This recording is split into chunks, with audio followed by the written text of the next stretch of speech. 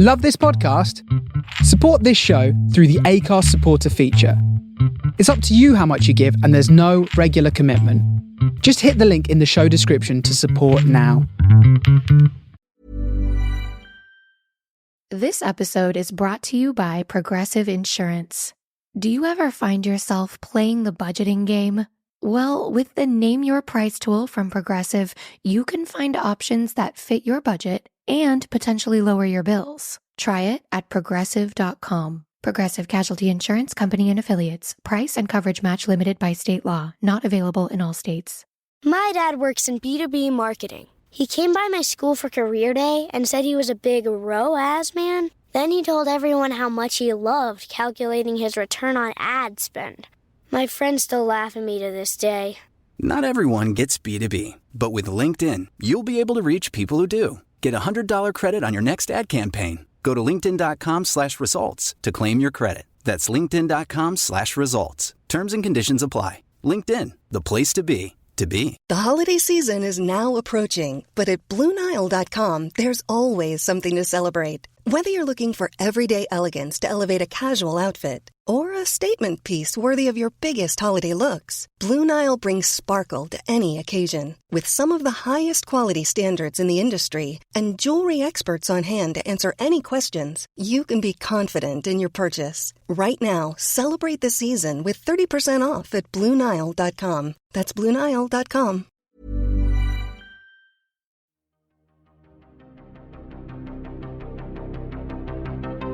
This is Writers on Film, the only podcast dedicated to books on cinema.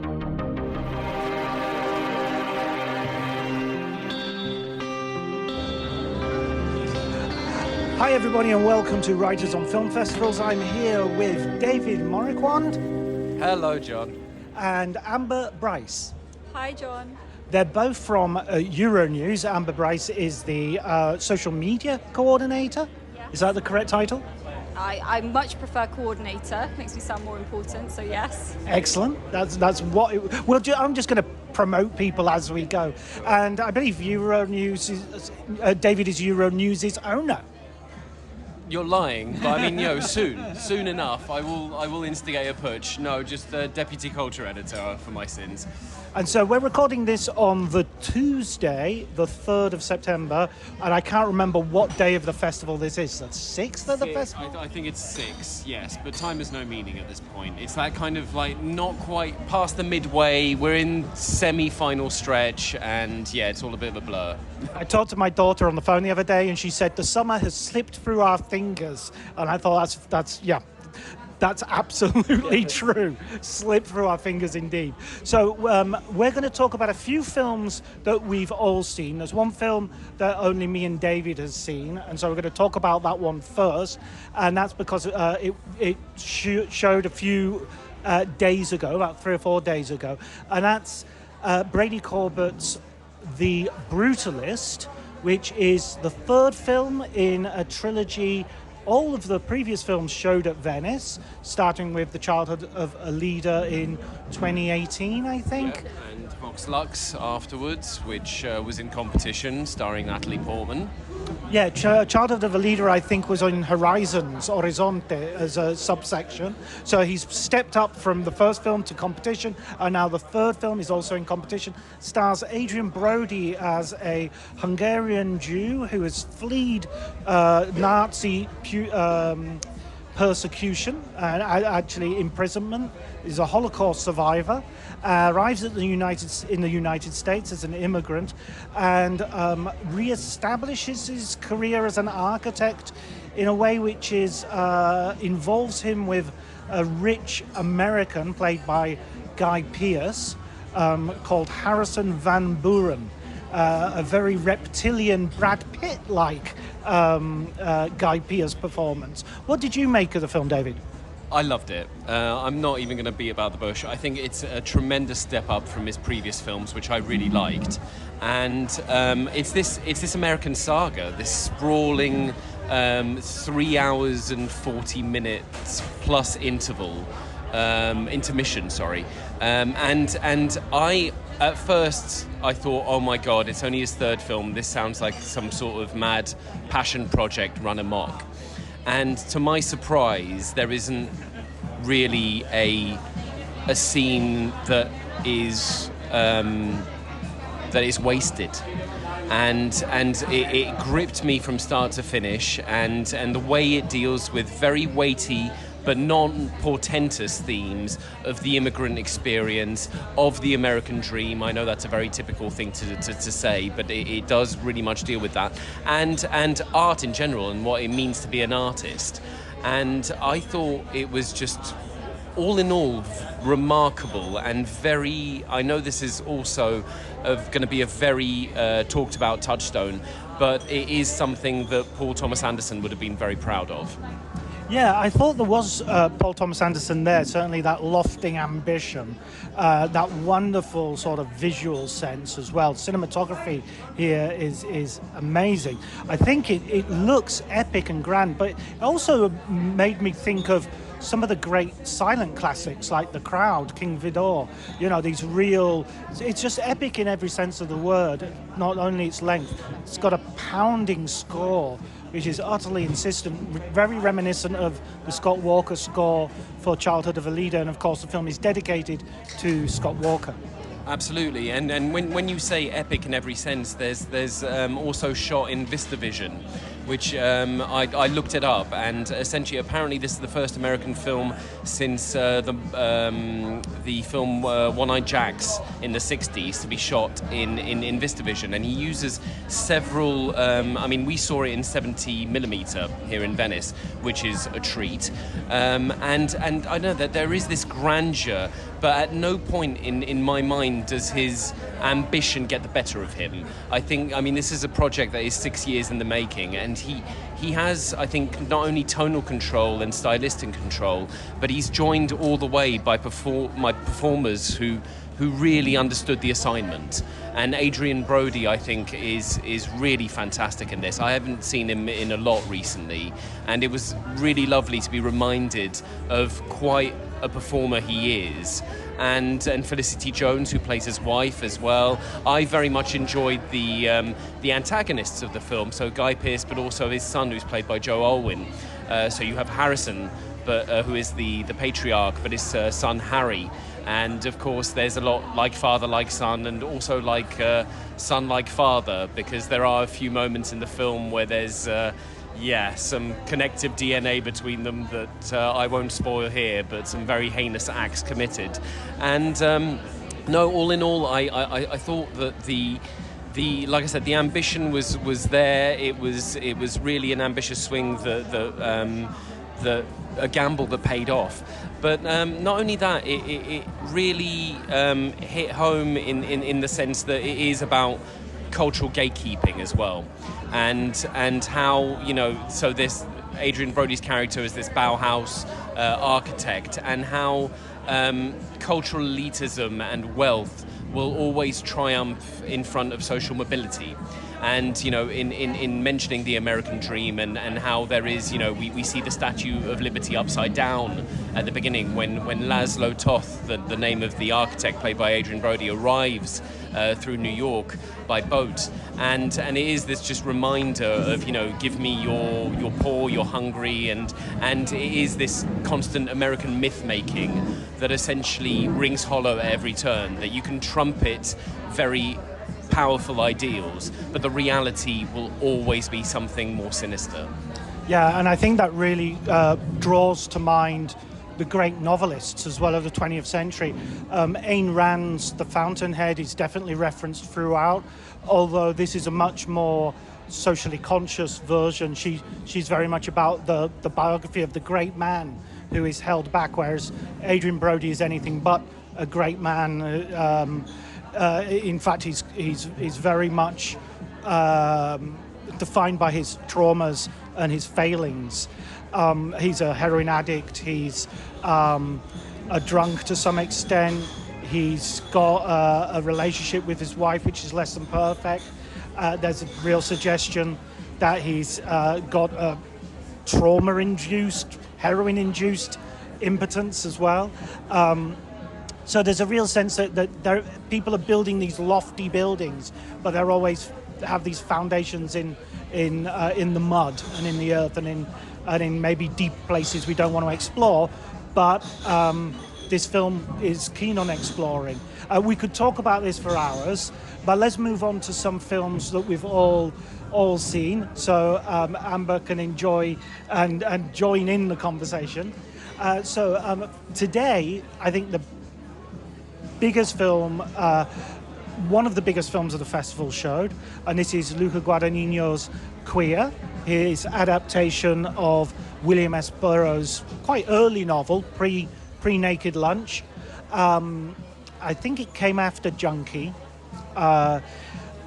in which Daniel Craig plays the protagonist, Bill Lee, as he saunters around Mexico, kind of looking for sex and drugs. Is that a fair summation, Amber?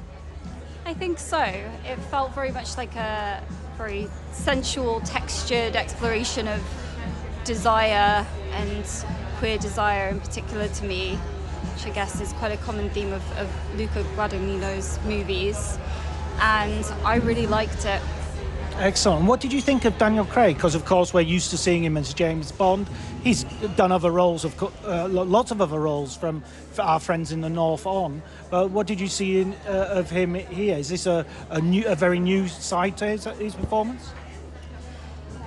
I think so. I can't comment on whether it's because I haven't read the book, so I can't comment on how accurate a depiction it is of the character from the book. But to me, his portrayal was great. It was very, a lot came through quite subtly, and I felt that I could feel sort of the inner workings of his emotions coming across on the screen, and I think Daniel Craig has a great presence on screen in general.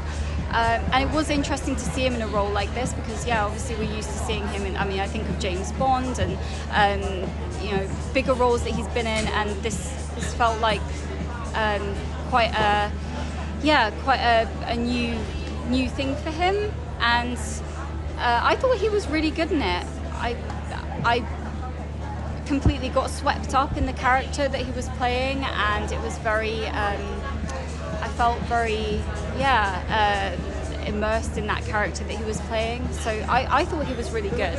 He's kind of quite a tragic figure as well, isn't he? Because he's sort of an older bloke, it's an obscure object of desire with this young guy that you're never sure what slightly enigmatic as to whether he likes Bill Lee as much as Bill Lee likes him. Yes, so it's kind of you're following him and thinking sort of there's a sad sort of desperation in him, and you are kind of thinking, why is he so intent on chasing this? And there's also like an awkwardness sometimes those interactions as well that he's having, that character. But I thought he portrayed it really well, and I think it was just a lot of the moments, particularly towards the end of the film, where one thing that Luca Guadagnino I think does really well is sort of these very slow, long shots of characters. And for instance, there was a scene I think where he's just smoking in a room, and there's music playing, and it's sort of building in intensity, and you're just watching him smoking for ages, but it says so much, and you feel that you are getting so much from that character just watching them smoking and drinking. And it's hard to express really why that is, but I think it's probably the combination of the music and also just the kind of it's this weird thing with Luca Guadagnino's movies where you can just feel and like you understand, connect with a character even though they're not speaking, they're not telling you anything, they're just on camera and you're watching them and observing them just in a moment of kind of solitariness and just doing something on their own. It's hard to express, but I definitely got a lot of that from watching his character.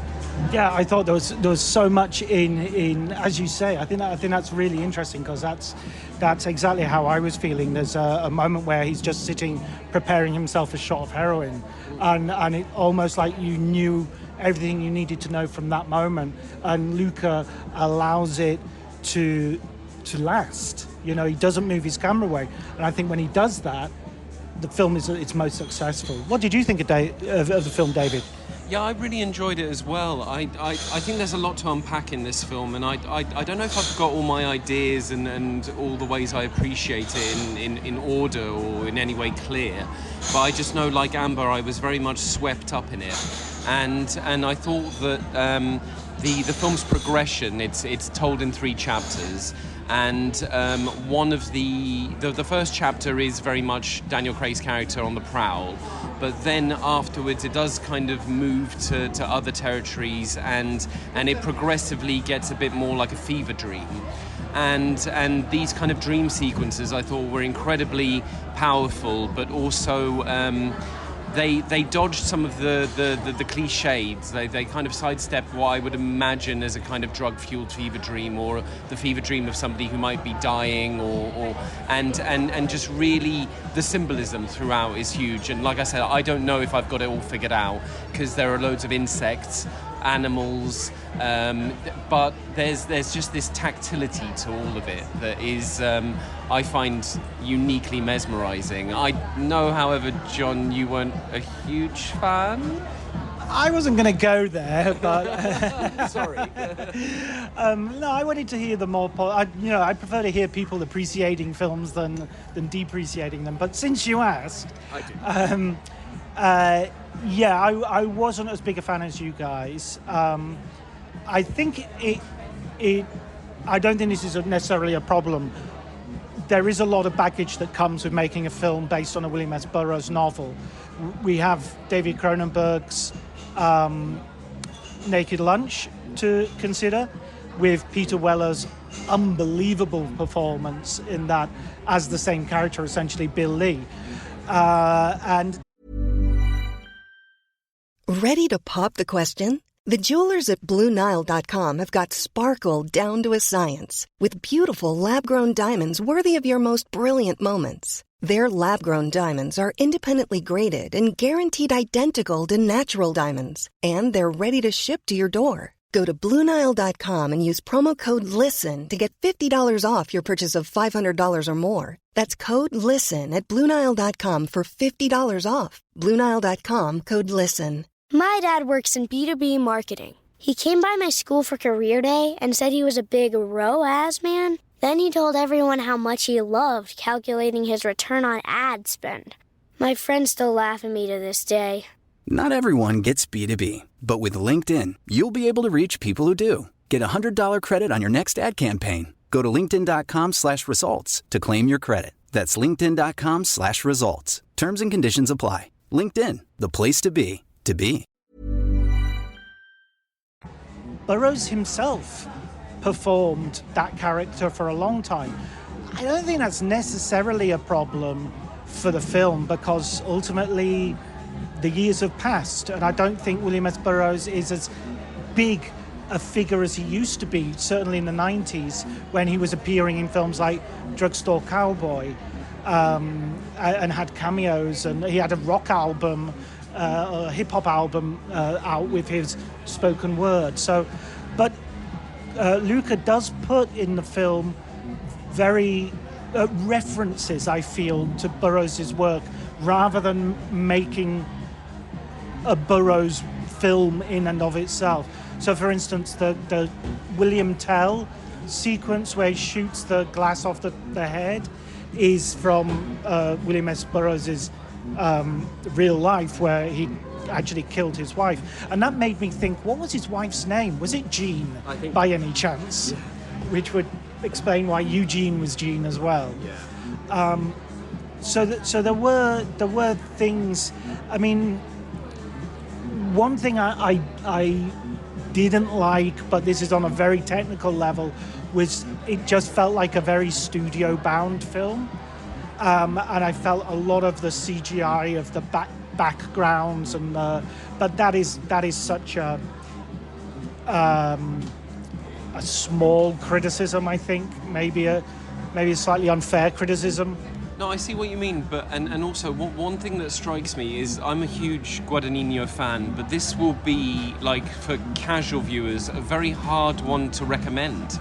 Because usually, whether it's Challengers most recently, but when you think back to A Bigger Splash, or even Suspiria, which, you know, wasn't exactly, you know, easygoing, and there was a lot to unpack there as well, I think I will... Not that I will hesitate to recommend it, I will definitely just say, no, it's really worth seeing. But for some people, I don't know. I think they might have a hard time with this because it is one of his more kind of oblique films. Whereas previously, what I like is that Guadagnino manages also, much like Amber was saying, to, you know, with the way he films his characters, to expose so much about them without having to result to, you know, to spelling it out.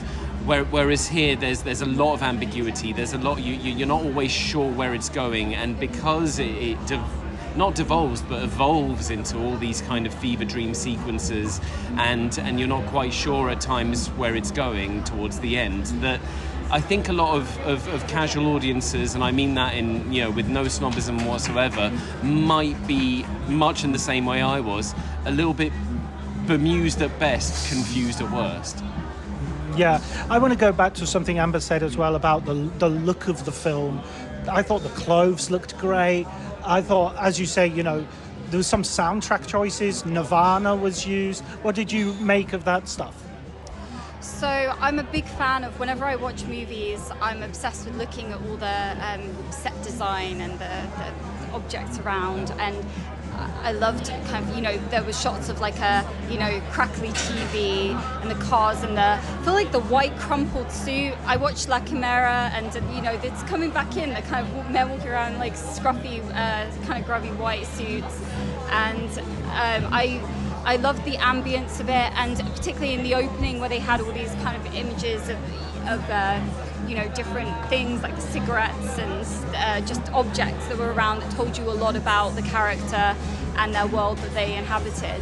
So I really liked that element of it, and the way that it really captured the mood and the feel of that particular time and space that Rose was in. So I think that added a lot to it,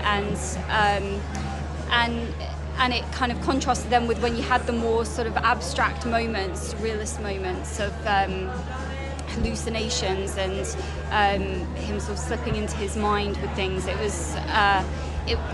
was sort of grubby, but also very very charming as well. So I enjoyed all the details of that. I've got it all in my notes. In fact, all the like little details that I liked. I'll have to look at them to remind myself of all the set design bits that I really liked. But yeah, I always take note of that stuff, and it's probably why I enjoyed it so much as well. Just the sort of meticulous detail, and no, absolutely. Let's move on to another film.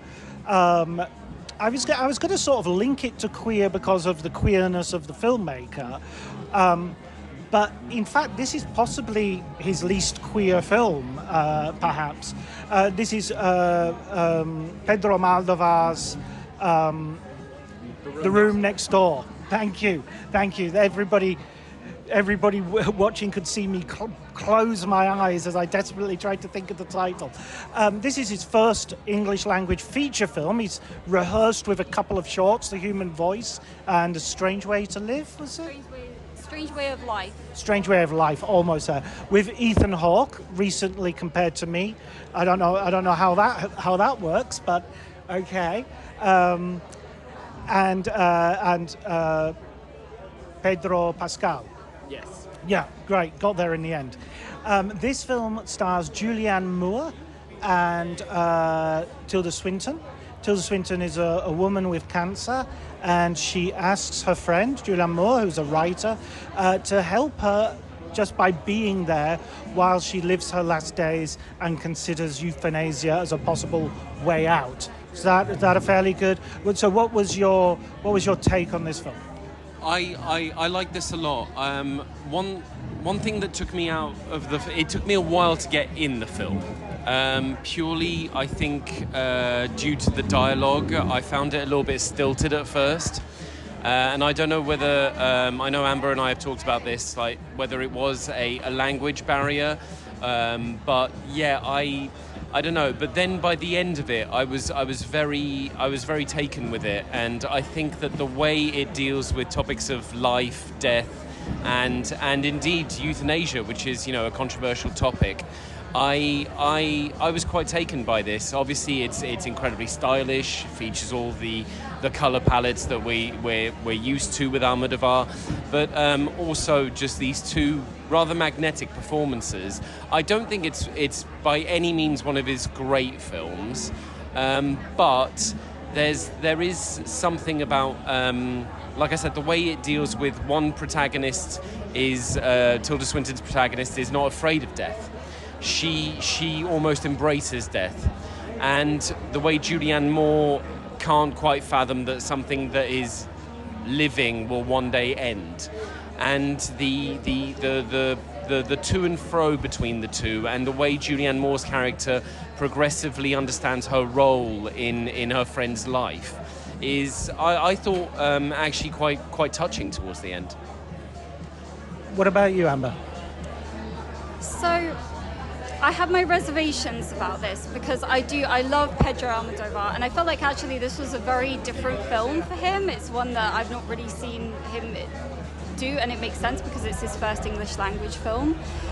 It felt like he let go of a lot of the melodrama and flamboyance of his other films. It's still there in the set design and in moments, but it's far more subdued, and obviously it's dealing with some very heavy topics of assisted suicide and euthanasia, and also female friendship, which I really like that focus of it too.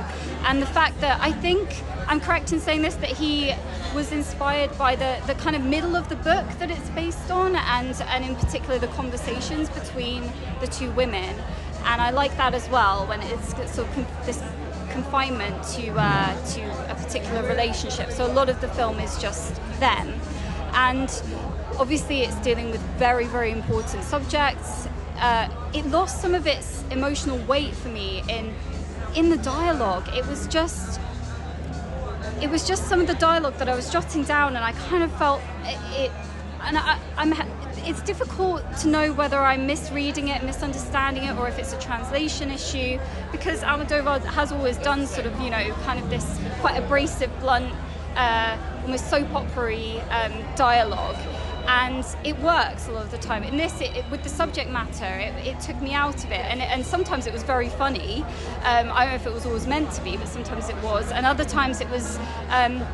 It ended up making the script feel very heavy-handed. So we heard Tilda Swinton a lot talking about her character, talking about, you know, wanting to die and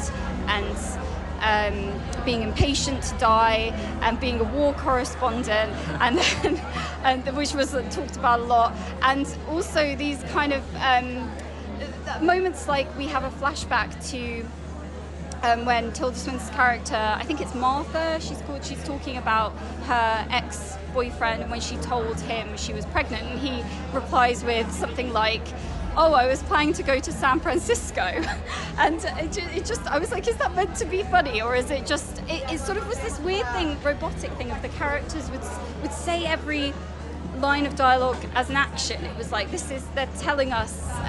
It doesn't feel natural.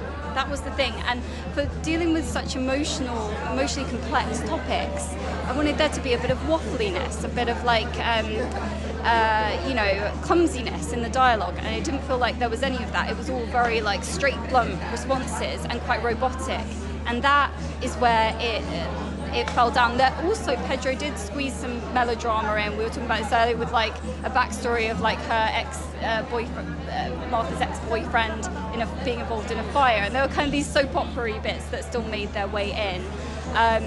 But I think it was very powerful in many ways, and I obviously loved the fact it still very much felt like an Almodovar film, just a very different one that I'm not quite used to. So I walked out of it liking it, but it didn't have it didn't make me emotional, which I found, maybe I'm just a psychopath, but it just didn't make me feel that emotional, and I feel like it should have done, because it was dealing with such an intense topic. Yeah, I love the idea of the dialogue. It reminded me of a Sparks song, where the lyrics are absolutely, I love you so much. It's just a literal, this is a love song and this is what happens and this is,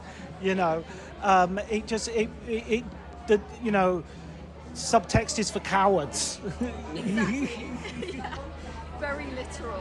I kind of wish maybe that could be seen as a commentary on how we should all talk about death more. We should just be more blunt about it and just say exactly what we're thinking and say it straight, because it would make for some quite awkward conversations, but you could read it like that, I guess, as well. But it was very literal, wasn't it? Yeah, her boyfriend comes back from Vietnam and says, I've seen some terrible things, I think I'm completely fucked up. And it's like, there's no, let's get to the bottom of this. It's like, that is the bottom. I have to say, another one of my favourite bits was when Tilda Swinton loses her euthanasia pill, and she's just like, I got it from a mathematician on the dark web. It's really sinister on there or something. And it's like telling us, we know the dark web is sinister. You don't have to tell us that it is, Yeah, yes. Like that, it just got me. Yeah, there were 2 or 3 references to the dark web in that conversation, as if Pedro had just Googled it. No, it's true. But one thing, because Amber and I went to the press conference for this, and I found it rather, and I know that this should be taken apart from the film itself, but there is one thing that I found, the euthanasia aspect of this film, I thought, was specifically in the second half of the film, was rather well handled. And Pedro made I say Pedro as if I know him. No, Pedro. We've been talking about Luca as well. Yes, exactly. Who I have met, actually, so I think I can call him. You can be on first name basis with him. Yeah. But Pedro Almodovar, considering I maintain a safe and respectful distance, is mentioned, and something which I didn't know the statistic of, is that in Europe there are only 4 countries who have legalized euthanasia. So Portugal is on its way, but the Netherlands is one, Luxembourg is another, and Spain. And especially nowadays, when it is, I know it's a big topic of conversation in France. I think this it's interesting, because you can, like the Tilda Swinton character says, she wants to die with dignity, and there is the argument to be made that you don't really die with dignity, you live with dignity. But there is something to be said about a person being able to choose how they want to end their lives. And I think that the film resonated with me on that front, is that it is about self-determinism, and it is about these women who share a bond, and this woman who is very, very steadfast in essentially saying, no, I want to end my life this way, and it must happen on my terms. And there is something that moved me in that, and with that incredibly depressing statistic which brought it home for me. And I also like the fact that Writers on Film guest Roger Lewis is referenced throughout the film, because he's the author of Erotic Vagrancy, the book that they buy in the bookshop and then talk about later.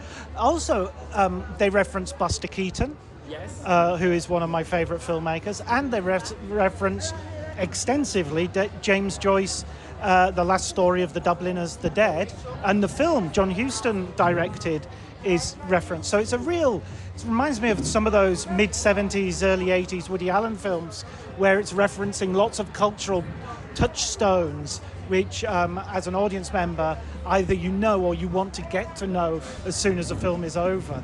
Felt very rich in culture in that way. I just want to have one shout out to John Turturro, who I think sort of wanders in and steals the film a little bit with his scene with Julianne Moore. What did you think of Turturro? Yeah, I thought he was good. I had a bit of a problem with some of the side characters, because I sometimes felt like it was detracted from, like I said, the little bubble that we were in with the 2 mains. But no, I think it was important for his character to come in, to have that conversation, to give us more background on the characters and their lives. And yeah, I think it was very good.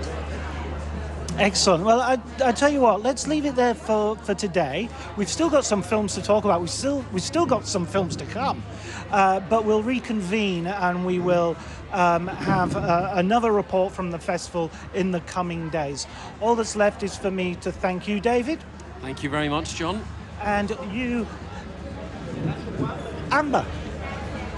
Thank you, John. It's a pleasure to premiere on your podcast today. Thanks so much.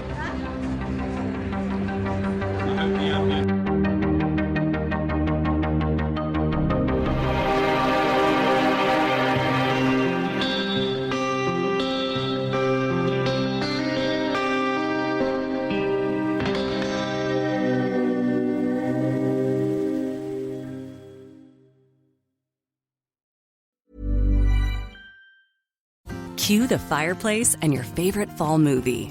There's nothing better than a cozy evening at home with a glass of First Leaf wine. First Leaf is a personalized wine club that delivers right to your door. Sounds magical, right? They get to know your favorite tasting notes, which varietals you enjoy, and whether you prefer sweet or dry wines. So in every shipment, you get bottles tailored to your unique palate. Go to tryfirstleaf.com/fall to get your first 6 wines for just $44.95 with free shipping. My dad works in B2B marketing. He came by my school for career day and said he was a big ROAS man. Then he told everyone how much he loved calculating his return on ad spend. My friends still laugh at me to this day. Not everyone gets B2B, but with LinkedIn, you'll be able to reach people who do. Get a $100 credit on your next ad campaign. Go to linkedin.com/results to claim your credit. That's linkedin.com/results. Terms and conditions apply. LinkedIn, the place to be, to be. What makes a great pair of glasses? At Warby Parker, it's all the invisible extras without the extra cost. Their designer quality frames start at $95, including prescription lenses, plus scratch-resistant, smudge-resistant, and anti-reflective coatings, and UV protection, and free adjustments for life. To find your next pair of glasses, sunglasses, or contact lenses, or to find the Warby Parker store nearest you, head over to warbyparker.com. That's warbyparker.com.